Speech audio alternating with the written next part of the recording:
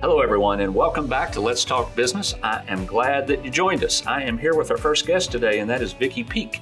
Vicki is the Executive Vice President for Find Great People, or FGP, and she is also the Consulting Division Leader. Vicki, welcome. Thank you. It's good to have you here. Tell me what Consulting Division Leader means. Well, we have always found talent, so that is our core of our business, where we started. And over the years, determined our clients really have a need to, once they find the talent, to actually onboard, develop, retain, and sometimes have to transition. And so we came in with the consulting side to say, how can we actually provide this additional service for our clients? And how long has that been there? That has been there since 2007. Okay. And speaking of being there for a little while, I believe you have been at FGP since before 2007. You have been there for 31 years. Yes. Right? My entire career has been in the talent space. Right. And has your entire career been at FGP itself? Yes. Okay. Yes. All right. You must like it a little bit. I love people. Yeah, right.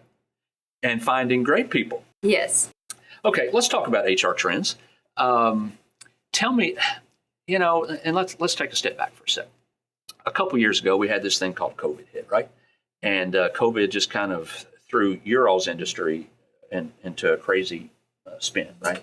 And so I think that what the staffing industry has seen is a whole lot of this over these last few years, trying to settle into whatever this new world is going to be, right? Are we remote? Are we hybrid? Are we going to be more remote? Are we going to be all these things, correct?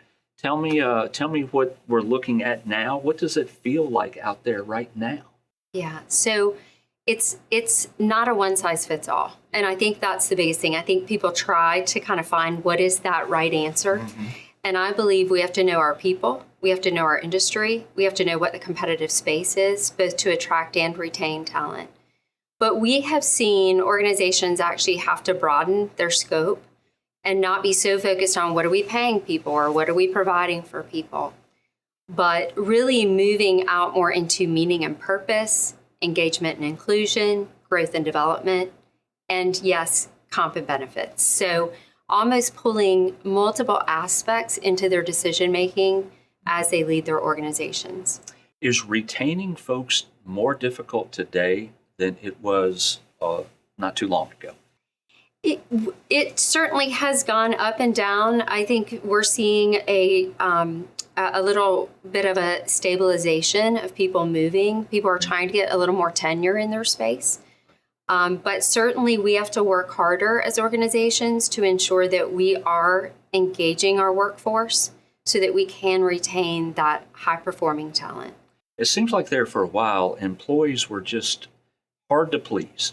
They wanted what they wanted, and they were going to get it no matter what. It's there for a while. It seemed that the employee had all the leverage in that relationship, and I believe that has circled back now. Yes. Yes, and they had a lot of they could have a lot of demands, compensation or additional benefits. Right. And that's where I think I've seen more and more organizations come back to what is at our core, what is our culture, what are our values, and really coming back to the foundation of who we are and telling that story versus trying to go after talent with different perks or different things, but more what is the heart of who we are, who do we serve, and what is the type of workforce that we want. You still have to keep people, though, and so you have to pay a fair wage, of course, and you do have to have perks that are at least competitive. What are those types of things? What are those types of perks that people are looking for today? Is it just remote work? Is it I want to be hybrid? I want to be able to work from home? Of course, that's one of them. But what are some of the others? Yeah, so of course we want to be competitive with our pay. So I think a comp analysis every couple of years just to ensure that we're within market. But going further than that, what are those extra benefits? We're seeing a lot around mental health. So what are we providing from a wellness standpoint? And providing additional counseling or EAP or different resources, mental health days. So that piece we've seen actually an increase that organizations are implementing. And then paid time off. So people appreciate time. And so really evaluating PTO policies to where people maintain that work-life balance. And then the last thing I would say is flexibility. So what is my schedule? And can I have a little bit of autonomy, if I'm a high performer especially, with being a little more flexible?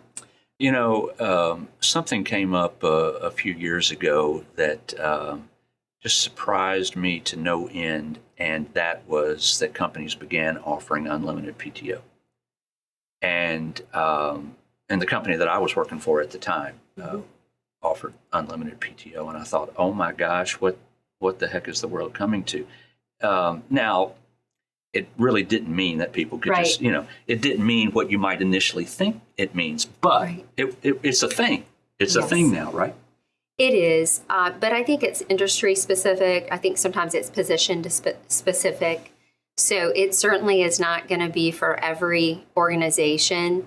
But I think to your point, whether it's unlimited or we actually have certain days, I think the key here is make sure, again, we know our people and we've asked for what they really care about. And then we've evaluated, to where those policies are fresh and we're staying current. How has compensation changed over the last few years? I would assume that as companies were trying to remain competitive through the COVID periods of time and then the great resignation, so to speak, that occurred, that compensation might have gotten a little bit out of whack. I would assume that then companies have to deal with that for quite some time until you have turnover again. What's that look like these days? Yeah, and you can get really out of balance with that particular area. Now we're seeing organizations really evaluate budget. So where can they cut costs? And so one thing that we've recommended to clients is identify your high impact roles and really put your resources into those roles, whether that's internal talent, moving that to those roles, moving talent to those roles and paying maybe additional compensation, or using those resources to attract the talent that you need. So Vicki, I'll get you out of here on these next couple of questions. Let's talk about leaders. Within the workplace, what can leaders do? I mean, everybody's got a CEO, but we're not just talking CEOs. We're talking about leaders within certain departments. It's got to fall to them a little bit to make sure that people are happy. To make sure that the company is doing kind of, I guess, working that fine line between of making sure that the employees are getting what they want and making sure the employer is getting what he wants. What does that look like to you? Yeah, so at the beginning, I mentioned values and culture. It's set at the top. An organization has a culture. But I actually think one of the most critical roles is each of the leaders in the organization. They almost have the ability to create a subset culture. And that's either really good or that's really bad. And so the leader is critical in they're closest to the employees.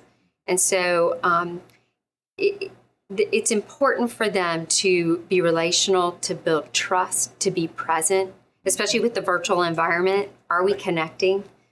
To really create accountability throughout their team, to create a platform for the team to collaborate so that they do feel a part of a team.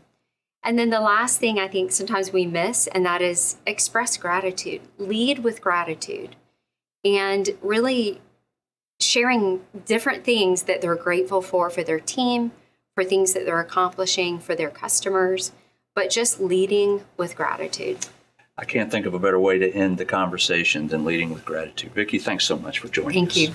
You are welcome, folks. That is Vicki Peek, and she is with FGP, or Find Great People. Don't go anywhere.